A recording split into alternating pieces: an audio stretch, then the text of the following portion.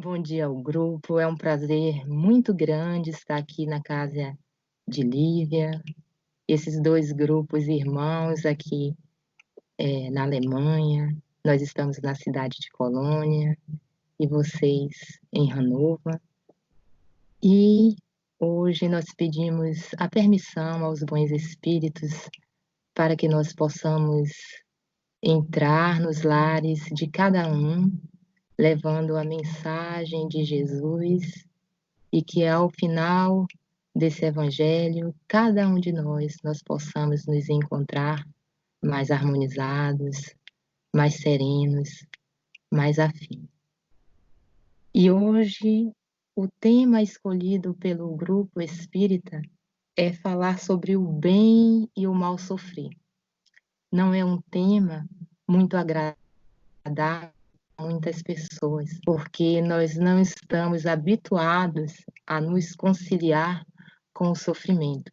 Então, quando nós falamos do sofrimento, tem muita gente até que não quer falar sobre o sofrimento, muitas vezes não quer denominar certas palavras, certas nomenclaturas, porque o sofrimento nos incute, nos retrata muita dor. Mas hoje, convidado através do Espírito Lacordaire, no capítulo 5º, chamado As Bem-aventuranças, né? Que é um dos capítulos maiores do Evangelho, é esse capítulo. Olha só o que a espiritualidade nos coloca para que nós possamos ver no bem e no mal sofrer uma forma de nos reabilitarmos com a lei divina e conosco mesmo. E porque o sofrimento é uma coisa que nos extingue tanto pavor assim.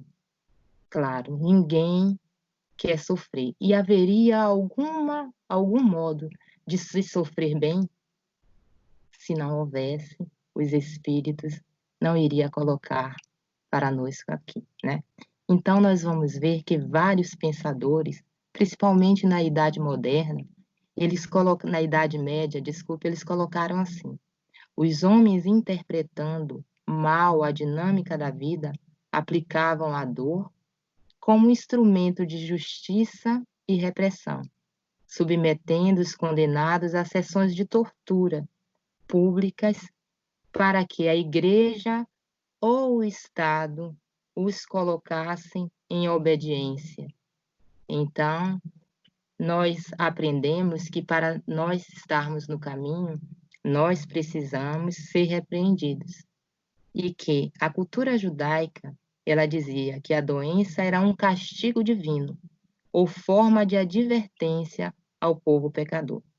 As doenças incuráveis, como a lepra, as epidemias, que assolavam milhares de vidas, enquadravam-se na visão de um Deus antropomórfico, aquele Deus caprichoso que se confundia com as nossas paixões. Então, nós acreditamos que todas as vezes que nos encontramos em sofrimento é porque Deus está nos castigando. E nós vamos ver aqui na nossa leitura, no item 18, na instrução dos Espíritos, que ela diz assim: bem e mal sofrer. Quando Cristo disse, bem-aventurado os aflitos, que deles é o reino dos céus, não se referia àqueles que sofrem em geral, porque todos aqueles que estão neste mundo sofrem, estejam sobre o trono ou sobre a palha. Mas há poucos que sofrem bem, poucos compreendem que somente as provas bem suportadas podem conduzi-los ao reino de Deus. Vamos ver a interpretação do texto. Aqui ele diz que, quando Cristo disse bem-aventurados os aflitos, que deles é o reino do céu. Aonde é que está o reino do céu? O reino do céu está dentro de nós. Então, para ser bem-aventurados, é necessário que, para que nós entremos nos reinos de Deus, é necessário que nós tomemos a autonomia, que a gente possa inserir dentro de nós mesmos, para que nós possamos descobrir o reino de Deus no nosso íntimo. O reino de Deus não está situado em uma área física, que nós confundimos muito com isso, né? Mas sim que nós possamos ter autonomia de nós mesmos, da nossa consciência, dos nossos atos e encontrar uma harmonia dentro de nós. Mas eles colocam também assim, que não é simplesmente sofrer. Seria simplesmente sofrer? Não, porque todos que estão aqui sofrem. Então, o que é que nós entendemos com a mensagem? Qual a característica do sofrimento, né? Uma delas é estar encarnado num planeta de provas e expiações, como nós estamos aqui hoje. Então, uma das primeiras características, quando nós nos perguntamos por que sofremos ou para que sofremos, temos que nos perguntar também em que planeta nós estamos reencarnados. Estamos reencarnados em um planeta de provas e expiações. E o que é que esse local ele nos traz? Ele nos chama a uma certa compreensão das enfermidades, das falências, perdas de entes queridos, enfermidades sem curas, né? É a característica do planeta que nós estamos encarnados. E ele nos diz mais, que nós não estamos aqui pela primeira vez. Nós estamos aqui como alunos repetentes que viemos repetir a lição. E muitas vezes caminhar pelo mesmo caminho se torna uma questão entediante para aqueles alunos rebeldes, segundo Emmanuel. E a lição segue mais adiante, dizendo assim: o desencorajamento é uma falta. Deus vos recusa consolação, porque vos falta coragem. A prece é um sustentáculo para a alma, porém, ela não basta. É preciso que esteja apoiada sobre uma fé viva na bondade de Deus. Frequentemente, ele vos disse que não colocava fardos pesados em ombros fracos. O fardo é proporcional às forças, como a recompensa será proporcional à resignação e à coragem. Nós vamos ver em um pequeno texto como esse, a espiritualidade nos coloca a palavra coragem 3 vezes. Então, para que nós possamos passar por todas as nossas atribulações, uma das primeiras coisas é que nós possamos ter coragem, o que muitos espíritos recuam perante a prova. Muitas vezes não se acham aptos que veio construir aqui nessa vida maior. Mas ele diz que ele não coloca fardos pesados nos ombros daqueles que não podem concluir, né, as suas obrigações. E nós vamos ver aí Jesus nos dizendo aquela frase inenarrável, que ele diz assim: vinde a mim, todos vós que estão atribulados, que estão cansados, que eu vos aliviarei. Nenhum espírito que nós conhecemos tinha tanta autoridade, que nos atraía com a sua força no amor a dizer: vinde a mim, porque através de mim eu tenho condições de aliviar as vossas dores. Nenhum, em toda a humanidade, em toda a literatura espírita ou fora dela, com tamanha autoridade e autenticidade, nos chama a ele. E é esse convite que Jesus nos faz hoje. O sofrimento, ele é opcional. Então, nós vamos ver que dor e sofrimento são duas coisas diferentes na vida daqueles que estão reencarnados no planeta de provas e expiação. Aí vocês vão perguntar: como é que eu posso achar que a dor é uma coisa boa em minha vida? Como nós poderíamos definir a dor como uma coisa positiva em nossa existência? A dor é positiva, mas o sofrimento, ele é opcional.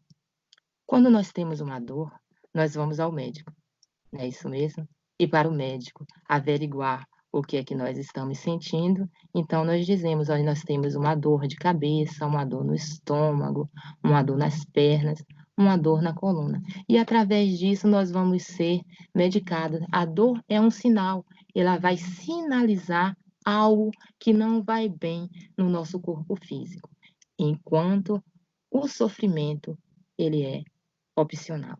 Segundo André Luiz, todos nós sofremos porque estamos em dívida com a divindade no planeta de provas e expiações. E o espírito reencarnado, ele precisa de coragem para passar pelas suas provas. E muitas vezes falta coragem. Nós vamos ver aí muitos saindo pela porta do suicídio, né? Não encontrando meios para poder cumprir os seus desígnios. Ou aquele que, estando em contato em um lar com pessoas rebeldes, ou encontrando no leito, né, muitas crianças com anormalidades, então recuam às suas provas. Então, uma das primeiras coisas é necessário que nós possamos nos munir de coragem para poder passar pela dor e sofrimento que tem nomenclaturas diferentes, designações diferentes em nossa vida.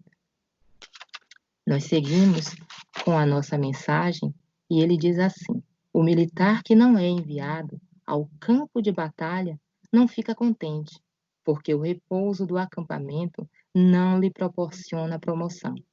Desde, pois, como militar, e não desejais um repouso, que o vosso corpo se enfraqueceria, e a vossa alma se entorpeceria. Ficai satisfeito quando Deus vos envia a luta. Essa luta não é o fogo da batalha, mas as amarguras da vida, onde é preciso algumas vezes mais coragem. Olha aí, mais uma vez a palavra coragem. Do que num combate sangrento, porque aquele que ficar firme diante de um inimigo se dobrará sob o constrangimento de uma pena moral. Então, será que existem dores morais? Quantas vezes nós dizemos assim: eu estou com a consciência doente. Alguém aí do outro lado já teve assim essa sensação que fez alguma coisa, estava com dor na consciência, e aí é que nós vamos ver os espíritos nos colocando que aonde é que está a lei de Deus? Ela está inserida em nossa consciência como um selo que marca, né? Como um selo que marca que a lei divina está dentro de nós. E para que nós possamos nos aproximar dessa divindade e nos aproximar dessa lei, é necessário muitas vezes que a dor nos visite para um reajuste. E aqueles que não são chamados àquele reajuste é como o militar, ele não está satisfeito. Ele, depois de um mestre, ele só aplica um exame depois de dar o conteúdo. Nenhum bom mestre ele vai aplicar um exame sem nos trazer o conteúdo. Quando nós não logramos bem, quando nós não nos saímos bem no exame, é porque nós nos comportamos como um aluno relapso, né? Todos nós que estamos no planeta Terra, nós sofremos. De alguma dor nós vamos sofrer. E Druso, na literatura de André Luiz, no livro Ação e Reação, no capítulo 19, ele vai dizer que existe 3 vertentes de dor, que seria, que eu trouxe aqui para a gente poder incrementar o nosso estudo dessa manhã, que seria a dor evolução. O que seria a dor evolução?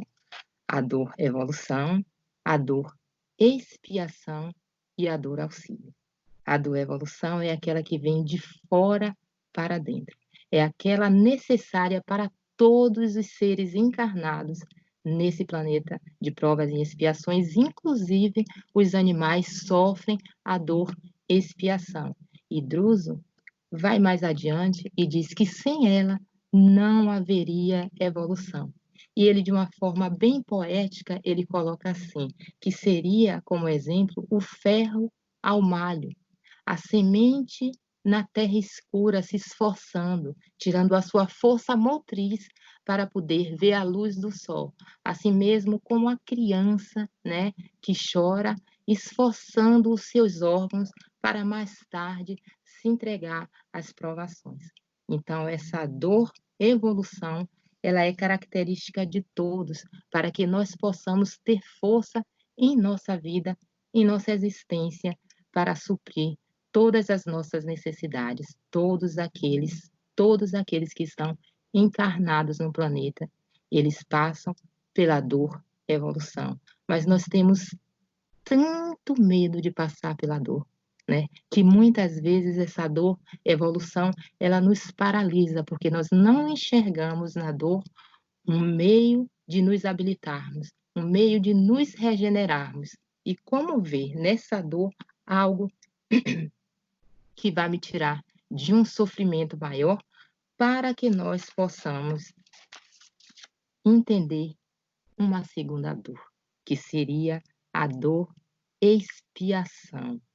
E Emmanuel, ele nos coloca que expiação e prova são duas coisas diferentes, né? A prova, muitas vezes, é algo opcional daquele espírito, é alguma coisa que esse espírito escolheu. E a expiação é aquela prova, aquilo que foi imposto para que o espírito pudesse avançar na sua vida. A do expiação, ela é de dentro para fora. É mais ou menos assim. É como o homem ele escolhesse viver naquele meio hostil para poder provar aquilo que outrora ele não conseguiu fazer. É aí então que a gente vai ver na dor, expiação, que nós somos convidados a viver, a conviver com familiares, muitas vezes, que são de ordem muito grotesca, muito duras em nossa vida, nos causando um sofrimento muito grande. Aí nós vamos ver um filho rebelde, um parceiro displicente, né? Nós vamos ver muitas traição dentro das relações, não é isso mesmo? E nós somos convidados muitas vezes, não só isso, a viver com a pobreza.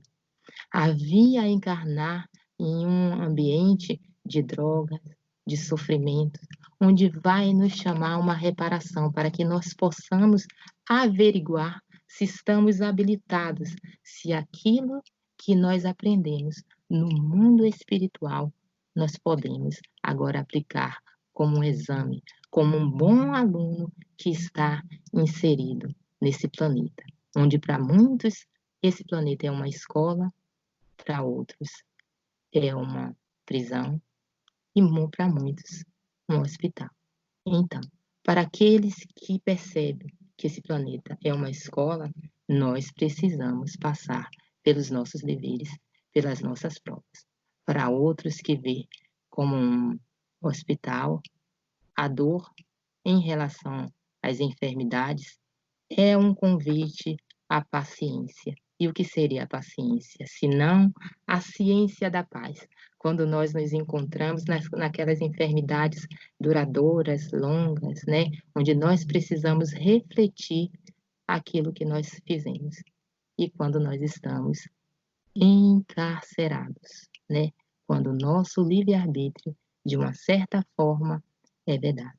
E nós estamos presos naquele mundo onde nós somos convidados a nos reabilitarmos com pessoas, não simplesmente porque esse Deus, ele vem nos punir, mas porque nós precisamos resgatar, nós precisamos perceber que nós causamos um mal a um outrem e agora estamos aqui para reparar esse mal.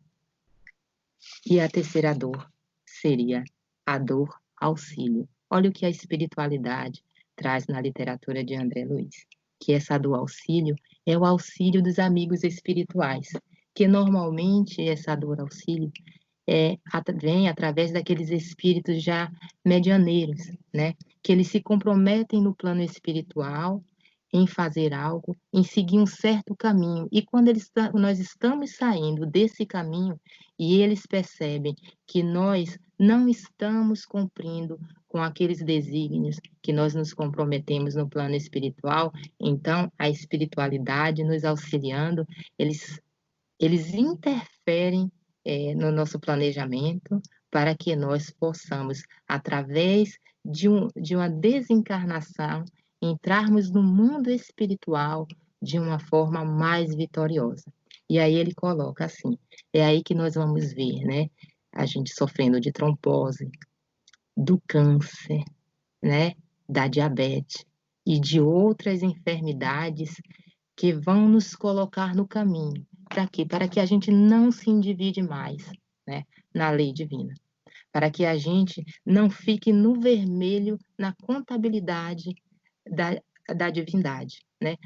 Nós nos comprometemos muitas vezes com a família, com filhos, com trabalhos, muitas vezes até com a religião. E nós aqui nós nos distraímos, porque num planeta de provas e expiação é natural, né, que nós somos chamados a nos distrair com tantas coisas. E aí nós vamos nos perdendo no caminho. E para que nós possamos voltar à nossa direção e o nosso sofrimento possa ser amenizado, ele nos coloca amigos abnegados para nos colocar a dor, auxílio. Mas além da dor, auxílio, né? Ele diz que para nós podermos reparar aquilo que nós fizemos de errado em nossa vida, existem 3 vertentes também, que seria o arrependimento, a expiação e a reparação. Primeiro, o arrependimento. De que forma? Eu preciso reconhecer que eu fiz o mal. Eu preciso entender que eu causei um prejuízo a mim ou a alguém ou a qualquer situação. E aí eu sou convidada. Eu sou convidada a reparar e através do arrependimento eu consigo perceber, aurir forças aonde o Espírito diz: eu cometi um erro. Me vem o arrependimento e eu quero reparar. Mas isso não é só. Aí vem a expiação. E a expiação é você vir com certos limites, né? Que você não entende. Por mais que você faça, você não entende o porquê que você não consegue sair daquela teia de emaranhado na sua vida. E aí é que nós vamos ver que nós estamos expiando uma falta lá do passado. E aí ele diz que isso também não é suficiente. Precisa haver a reparação. Então, nós precisamos reparar com aquele que nós causamos o prejuízo. Nós precisamos voltar com aquelas pessoas em nossa reencarnação.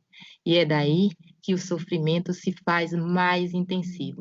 A dor se faz muitas vezes intragável, porque nós não admitimos estar com certos parceiros ou chefe castradores em nossas vidas. A gente não entende, né, a problemática no ambiente de trabalho, no seio familiar, no ambiente religioso, na sociedade. Nós não entendemos os nossos limites. E aí nós vamos dizer, nós estamos fazendo, eu estou fazendo tanta coisa, eu estou me empenhando, e por que que não dá certo? Por que que às vezes não dá certo? Olha, eu tenho uma xícarazinha aqui de chá, né? Então, para dizer que essa xícara tem chá, basta ela ter um pouco de chá, né? Mas para dizer que essa xícara está cheia de chá não é suficiente. O chá ele não é suficiente. Então, muitas vezes, aquilo que nós estamos fazendo aqui agora ainda não é suficiente para nós lograrmos uma vida de felicidade, uma vida plena, que não é ainda uma característica do nosso planeta de provas e expiações. Mas então, o que fazer se aquilo que eu estou investindo hoje ainda não é suficiente, Edjane? É continuar. Porque o hoje, ele é o retrato do amanhã. Nós construímos o amanhã no hoje. Mas se nós não trabalhamos, nós não laboreamos aqui no hoje, como vai ser o nosso amanhã, né? O plantio, ele é opcional, mas a colheita é obrigatória. Nós vivemos hoje uma situação em nossas vidas, né, devido à pandemia, que muitos poderiam denominar como uma dor ou um sofrimento. Mas nós com a família universal no planeta Terra, nós não estávamos construindo o nosso amanhã. E o que é que esse Pai maravilhoso nos traz, né? Nos coloca em casa, né? Ele nos traz o acolhimento do lar para que dentro dessa vertente nós possamos construir no nosso hoje com os nossos familiares, com os nossos esposos, esposas, filhos, parentes, vizinhos, com a natureza, a gente possa construir o amanhã. Porque sem o hoje, o amanhã, ele não existe. E isso é muitas vezes a maneira que a espiritualidade nos traz para o caminho com a do auxílio. Não é verdade? E em um planeta de provas e expiações, será que todos aqui que sofrem, eles estariam na dependência com a lei divina? Será que seria assim? Né? Nós vamos ver na passagem do Evangelho, quando os discípulos, eles perguntam a Jesus sobre o cego, né? Na cura do cego de Soleé, né? Onde Jesus responde aos que lhe desafiavam a sabedoria e o poder. E eles perguntam assim: Jesus, quem pecou para aquele cego, aquele homem pudesse vir cego aqui no mundo? Foi os seus pais ou foi ele? E Jesus disse: nem os pais, nem ele. Ele vem assim para que a lei de Deus, do meu Pai, possa se cumprir. Então, nós vamos ver uma outra vertente, que nem todos que estão aqui, quando vêm com uma missão, eles vêm porque estão devendo, porque vêm resgatar alguma coisa. Nós vamos ver vários espíritos, espíritos de alta envergadura, vindo com anomalias, com enfermidades que não têm cura. Para quê? Para se colocar a serviço da ciência. Aí nós vamos pensar, então, o Evangelho, ele está se contradizendo quando ele diz que todos sofrem? Não, ele não se contradiz.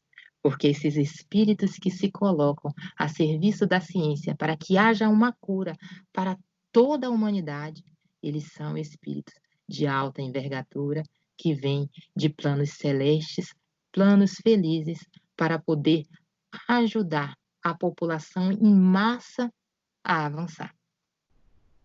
Em outras literaturas, né, trazidas por Francisco Cândido Xavier, nós vamos ver vários espíritos pedindo para retornar à esfera carnal, né, aqui na Terra, para poder ajudar os seus entes queridos que não conseguiram lograr o mesmo êxito. E nós vamos ver um exemplo num livro maravilhoso chamado Ave Cristo. Todos aqueles que estão aqui, talvez alguns possam conhecer, e se não leram, está aí um convite, né, nesse momento de reclusão, de internação em casa, para que possa dar uma olhada nessa literatura. Onde nesse livro, Ave Cristo, né, o pai, ele pede aos seus mentores para retornar à Terra. Quinto Varro, ele vai ao seu mentor e ele pede assim: eu gostaria de retornar para poder estar do lado do meu filho que eu não consegui colocar nos caminhos do Cristo, né? E ele diz, e o mentor diz: você tem certeza que você gostaria de passar mais uma vez por essas provações? Você se saiu muito bem em relação à situação do cristianismo que você pediu para vir na época do cristianismo e em outras questões. Seria viável, em vez de seguir para planos celestes, voltar de novo ao sofrimento para poder auxiliar o filho Tassiano? E ele diz: eu gostaria, né? O que seria de mim, do meu coração, ver o meu filho querido em sofrimento, né? E ele volta à Terra para poder auxiliar o Tassiano.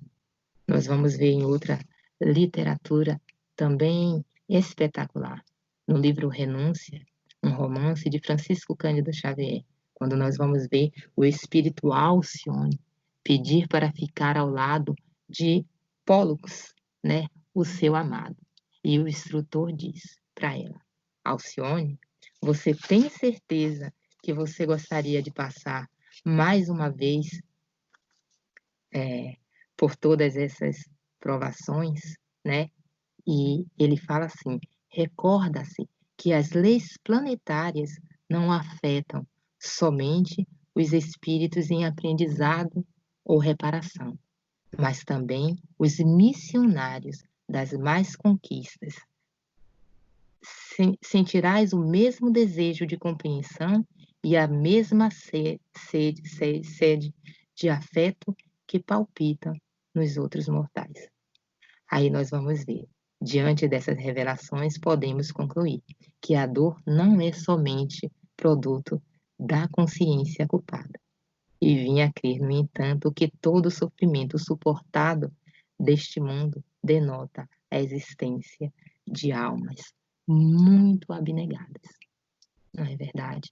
Nós vamos ver qual de nós, depois de poder já ser encaminhado para esferas mais altas, né, iria abnegar tanto para ficar do lado de alguém querido.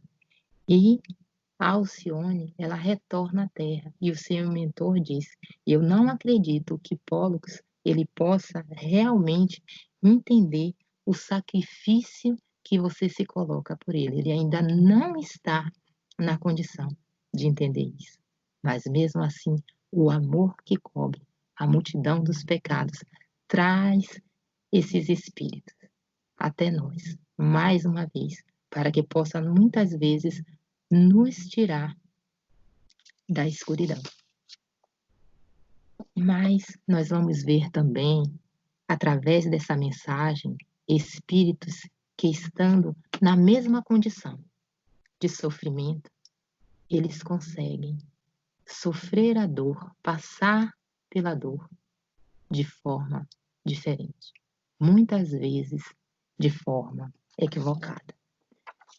Nós vamos ver numa passagem do cristianismo, quando Jesus é levado à crucificação, ele é levado primeiro a Pôncio Pilatos.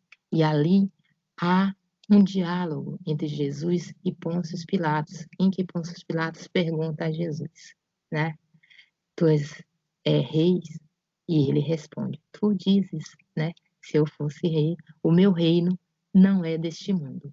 E se fosse, eu não estaria aqui, porque aqueles, os meus, eles não me deixariam cair nas mãos dos algozes. Mas mais ou menos assim foi a conversa de Pôncio Pilatos com Jesus. E ele pergunta, indaga a Jesus sobre a verdade.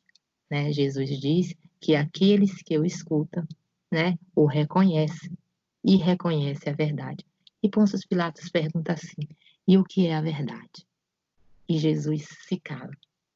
Por que que Jesus se cala naquele momento? Por quê? Porque na noite anterior, né, segundo Emmanuel, o Emmanuel leva Chico, né, ao mundo espiritual para ver o que era que tinha acontecido na noite anterior da crucificação. E Chico, né, percebe que Jesus não foi só simplesmente a ida para o Calvário naquele momento da cruz. Jesus foi torturado, né? Ele foi altamente torturado. E nesse momento que Pôncio Pilatos pergunta sobre a verdade, Jesus se cala. Por que que Jesus se cala? Não por ser conivente, né? Mas porque ele não poderia relatar o que tinha ocorrido na noite anterior, porque simplesmente eles não poderiam torturar, porque todo aquele que fosse condenado à cruz, ele teria que ir com todos os seus membros, levando, né, todos os membros do corpo, levando a sua cruz. Ele não poderia ser mutilado e a sentença não poderia ser dada pelos romanos. Os romanos não, ele poderia dar a sentença, mas ele não poderia torturar. E é por isso que Pôncio Pilatos, ele lava as mãos. E Jesus, não querendo colocar, né, os soldados em situações difícil que seria, eles iriam perder o emprego, eles iriam ser torturados também, porque eles estavam infringindo a lei. E ele segue para a crucificação. E do palácio ali, né, onde ele fora sentenciado, né, era mais ou menos 1 quilômetro. Não era muito longe. E todas as atenções estavam ali, voltadas para Jesus. Todos os escaninhos, tudo aquilo que era dito. Mas nessa passagem do Evangelho, há um ponto que fica um pouco esquecido por muitos, né? Por muitos de nós. É que Jesus, ele não ia sozinho. Ele ia com mais 2 pessoas, né? Mais 2 ladrões, né? Denominado pelo Evangelho como o bom e o mau ladrão, né? Jesus chega ao Gólgota com a sua cruz e ali ele é crucificado. E ao lado de Jesus, à direita, um ladrão de nome Dimas, e à esquerda, outro ladrão de nome Gestas, né? E nós podemos ver 2 espíritos encarnados, todos 2 na mesma situação. Aí nós vamos perceber como o sofrimento ele é diferente para cada pessoa. O que é que acontece? O ladrão da esquerda, tomado pela psicosfera de todos aqueles soldados, de toda aquela situação inflamante, ele retira no último momento, né, da sua existência na Terra, aquilo que havia dentro dele. Ele olha para Jesus e diz assim: se tu é Deus, desce dessa cruz agora. Salva-te a ti e a nós que estamos morrendo aqui. Aquela voz viria com tanta dor, com tanto desespero, com tanto ódio no seu coração, por não reconhecer que ele estava ali por ter infligido as leis daquele momento. Ele não percebia. Aí nós vamos ver, né, a dor, né, auxílio, né, a dor reparação, né, a dor evolução, que é reconhecer aquilo, o mal que eu fiz. Aquele ladrão de nome Gesta, ele não conhecia, ele não reconhecia o seu erro naquele momento. E ele pede a Jesus com um insulto que tire-o daquele momento. Era tanto ódio no seu coração, porque nós só podemos trazer de dentro de nós aquilo que está dentro de nós. Nós só oferecemos aquilo que está dentro de nós, em nossa vida. Não é verdade? Ao contrário do outro ladrão, de nome Dimas, ele vira para a Gesta e diz: não se envergonha disso, nem nessa hora, na hora da morte, não se vê que estamos diante de um Deus? E olha para Jesus e diz: Senhor, lembra-te de mim quando estiveres no teu reino. Aí você vai ver a diferença de um ladrão para outro, né? Nós vamos ver. Ele não pede, Dimas, ele não pede ao Cristo que tire ele daquela situação. Ele pede que se lembre dele quando ele estiver no reino de Deus. Olha só que diferença, né? Ele não pede que tire da cruz, que liberte ele não blasfema, ele não tenta se explicar, simplesmente que lembre dele. Muitas vezes nós poderíamos pedir nas nossas orações que Jesus, né, se lembre de nós, né, ao invés de colocarmos tantas outras rogativas, né? E esse era o pedido de Dimas naquele momento. Mas nós vamos deixar, por enquanto, os 2 ladrões na cruz, e ali, naquele momento, ainda acontecia uma outra cena, né? Ao pé da cruz haviam ali algumas mulheres que choravam, viúvas, né? E eu vou ler essa pequena história, gente, que muitas vezes ficou esquecida nos nossos corações. E aí nós vamos poder ver a diferença do sofrimento. Na cruz, 2 ladrões sofrendo de formas diferentes. Era a primavera, começava a desabrochar aqueles dias do mês de abril, né? Segundo o calendário judaico, mês de Nissan. Ainda fazia frio, mas a natureza parecia ardentemente se vestir de flores e de cores. Está mais ou menos parecido como agora, né? Aqui na Europa, né? A primavera, tudo coberto de flores. De uma forma poética, ele coloca assim: tudo era promessa de vida, como se haver Deus, né, desejasse brindar os seres humanos com renovados presentes. Tudo era promessa de alegria, menos em Jerusalém. O julgamento arbitrário, nas mãos de Pilatos, passara a noite no flagício. Chicotadas nas pernas, chicotadas nas costas. Era uma chaga aberta em seu corpo, né? Coroado, ademais, por espinhos recolhidos no monturo.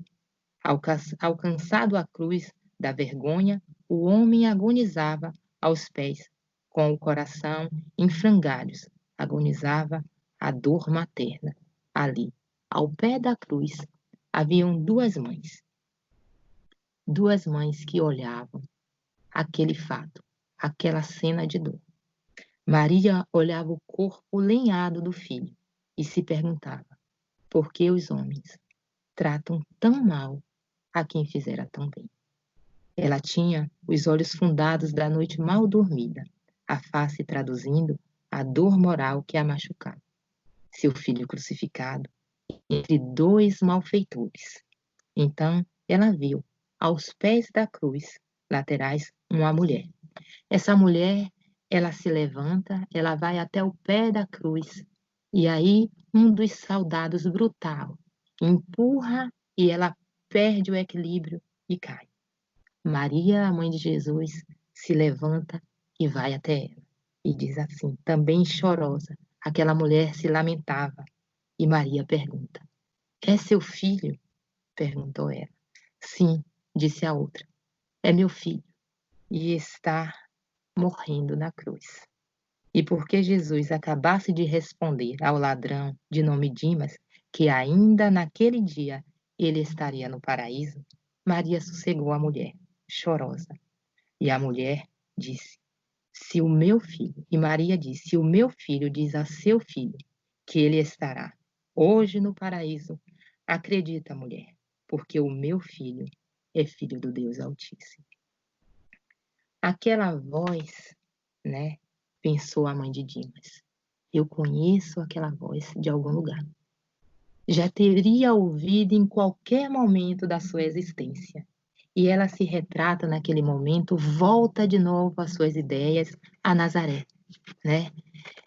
Ela buscou nas reminiscências do seu ser, né? Aquela voz calma, branda, que consolava pela segunda vez e se lembra, né, de uma tarde num dia indo ao poço buscar água. O poço era o lugar bem preferido das mulheres, mais ou menos como a cozinha de hoje, né? Onde elas se reuniam para que elas pudessem conversar, falar dos filhos, falar da família.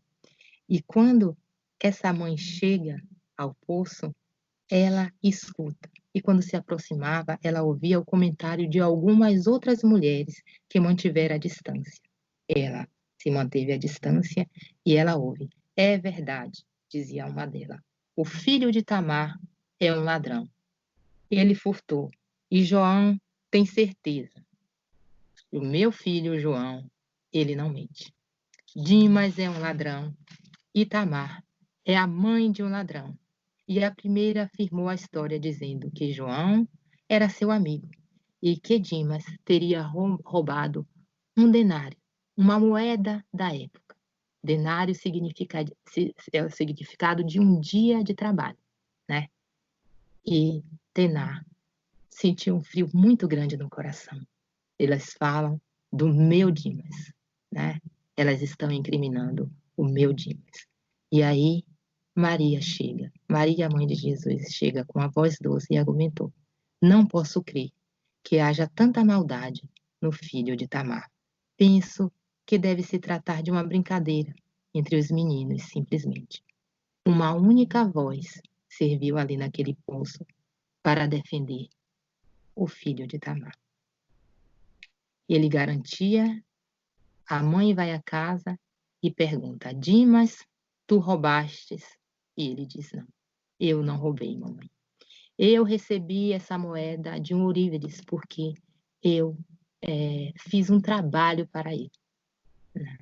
E chegando mais tarde no poço, essa mulher envergonhada, ela não pega água. Ela volta para casa e mais tarde, quando a noite estava caindo, a lua prateada e que as mulheres já tinham ido, ela retorna ao poço, né? Ali. E ali ela se lembrava da voz de Maria, que tinha realmente defendido o filho dela. Dimas cresce, né? Dimas, no momento, tinha mais ou menos 9 anos. E ele cresce mais ou menos 20 anos depois. Ele se torna, contrai matrimônio, né? E ele contrai noivado e fica noivo de Miriam, né? Uma mulher muito nova, que na época as crianças já eram dadas ao casamento desde muito novo. E Dimas era um sonhador. Ele queria construir família, ele queria ter filhos, né? Mas Dimas, na verdade, ele vivia entre o Egito e Israel. E ali, entre o Egito e Israel, havia muito tráfego, né, de joias, de tecidos, e ele trazia para casa. E a mãe perguntava: Dimas, você roubou? E ele dizia: não, mamãe, eu não roubei, né? E ela dizia: Dimas, a lei é muito severa, meu filho. Se alguma coisa acontecer com você, eu irei sofrer. O meu coração de mãe irá sofrer. E um dia chega à porta de Tamar, dizendo a notícia que Dimas fora preso, né? Dimas fora preso e iria ser crucificado. Então, eles são levados à cruz com Jesus. E o que é que nós vamos ver nessa história? Na história do Messias. Aquela voz meiga que defendia um dia, tentando sufocar a fofoca que estava ali. E o filho dela, o Messias, prometera receber o seu filho em outra vida, né? As duas mães nos pés da cruz. 2 homens lá na cruz. E formas de sofrer diferentes. A gente pode ver, né? Uma mãe desaventurada, né? E a mãe do espírito mais evoluído que nós podemos ver aqui na Terra. Todas duas sofrendo, mas sofrendo de formas diferentes. Mas a dor em seus corações, né, dizia que era necessário passar pelaquele momento. Então a gente vai ver nessa lição a dor dos 2 prisioneiros na cruz e a dor daquelas 2 mães, todas 2 sofrendo pela mesma dor, a perda de um filho. Então, o que é que nós entendemos isso, né? O que é que nós podemos compreender com a mensagem do Evangelho? Que todos nós sofremos. Mas a forma de sofrimento, ela tem uma conotação muito diferente para cada espírito, para cada um aqui na Terra. Então, nós sofremos porque as nossas escolhas, muitas vezes, são equivocadas. Mas a gente vai ver que até no último momento nós podemos nos arrepender.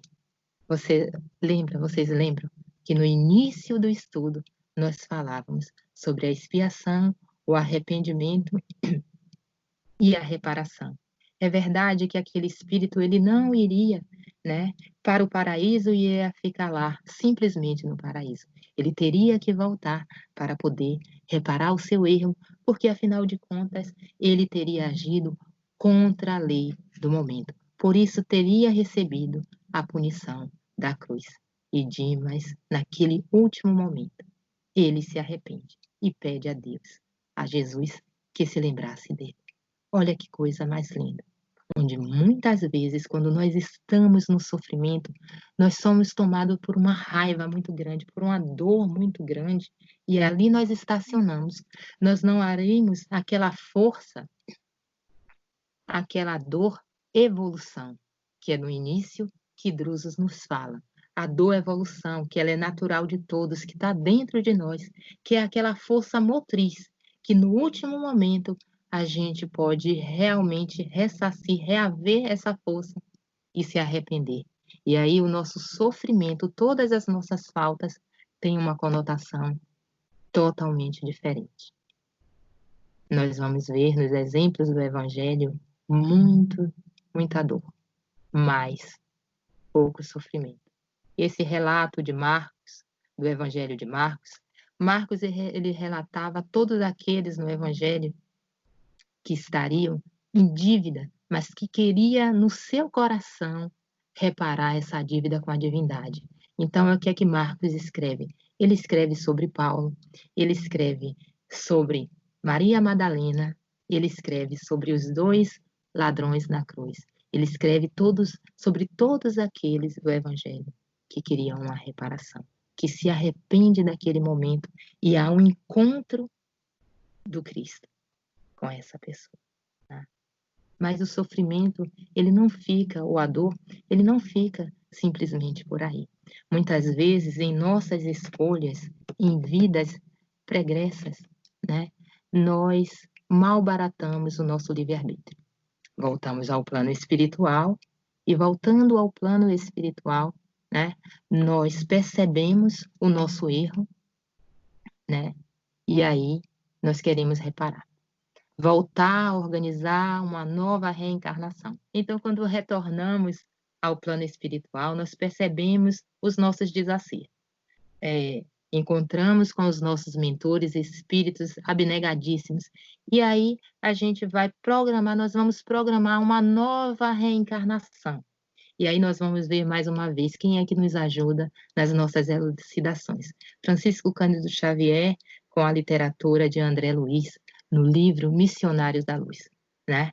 Havia uma história de uma mulher que ela estaria encarnada na Terra. E muitas vezes, pelo excesso, nós falimos. Era Anacleta. Ela teria vindo em uma reencarnação com seus 4 filhos, mas por ela ser muito permissiva, né? Por ela não dar limite àqueles filhos, esses filhos dentro de uma idade adulta, eles começaram a seguir um caminho tortuoso, o caminho da droga, da bebida, da prostituição. Anacleta, no plano espiritual, ela se torna uma trabalhadora dessa colônia, aurindo a companhia e a afeição de muitos espíritos abnegados. Mas é chegada a hora que ela volta ao plano espiritual e ela vai ao ministério da reencarnação ali, né, para poder planejar de novo a sua vinda à esfera terrestre. E ali ela tinha as planilhas, né, porque no ministério da reencarnação é um ir e vir e os espíritos cada um com a sua planilhas, que são rolos parecendo os pergaminhos que cada um levava imponente embaixo do braço, ali com toda a explicação, com todo o diagnóstico que nós poderíamos vir para uma nova reencarnação. E a Anacleta, ela organiza com esses espíritos co-criadores do plano maior, né, em comunhão com Jesus, uma nova reencarnação, aonde ela deveria receber nessa nova reencarnação os 4 filhos que ela teria sido, por muita permissão, muito permissiva, de novo em sua vida. Mas esses 4 filhos, eles viriam com deficiência, todos os 4, paraplégicos, cegos, né, com problemas mentais. Só a menina, ela, apesar de vir também com problemas mais leves, para poder ajudar a Anacleta com os outros irmãos. A Anacleta, ela ficaria viúva muito cedo para poder se dedicar completamente aos filhos. Aquilo tudo ela recebia de bom grado. O que é que nós vamos pensar nessa história? Que essa mulher viria para sofrer, que ela teria escolhido esse sofrimento. Muitos de nós, quando estamos aqui, nós dizemos, não, eu não escolhi esse sofrimento para mim. Eu escuto muita gente dizer: "Eu não escolhi sofrer, eu não escolhi ser pobre". Imagina se eu iria escolher uma enfermidade dessa que iria me limitar. Escolher sofrer não. Você escolheu passar por essa experiência. O sofrimento é uma opção nossa, mas a experiência foi escolhida com o nosso acerto, né, com esses co-criadores. E a Anacleta, ela viria. Nós vamos ver tantas famílias aí maldizendo quando tem um filho, e ela escolhe vir com os 4 filhos nessa reencarnação. Mas ela volta lá para os amigos co-criadores e ela diz assim mesmo: "Não, eu gostaria de reaver algo aqui, né. Eu não estou muito satisfeita simplesmente com isso que vai acontecer, eu gostaria de ter um problema na tireoide, né, porque o meu corpo, né, não pode ser, ele vai chamar muita atenção, né, e eu posso aí me desviar do caminho. Eu gostaria de ter um problema na tireoide, que é uma glândula endócrina, as glândulas endócrinas que secretam hormônios, para que eu não me perca, né, nas minhas naquilo que eu vim cumprir na minha família, né. Então o que é que nós vemos aí com essa história de Anacleta, do livro Missionários da Luz? Que nós não só pedimos para vir com certas situações, como nós organizamos a nossa planilha das nossas dores e das nossas atribulações. Mas tudo isso para que nós possamos passar, para que nós possamos dar um salto quântico, né, um avanço na nossa reencarnação. Eu acho que o nosso tempo chegou ao final, né. Nós vamos agradecer de coração, né, a oportunidade de trazer aqui, né, todas essas elucidações, e o único motivo que nos reúne hoje aqui na casa de Lívia é porque nós estamos saudosos do Cristo e dos seus ensinamentos. Muita paz a todos.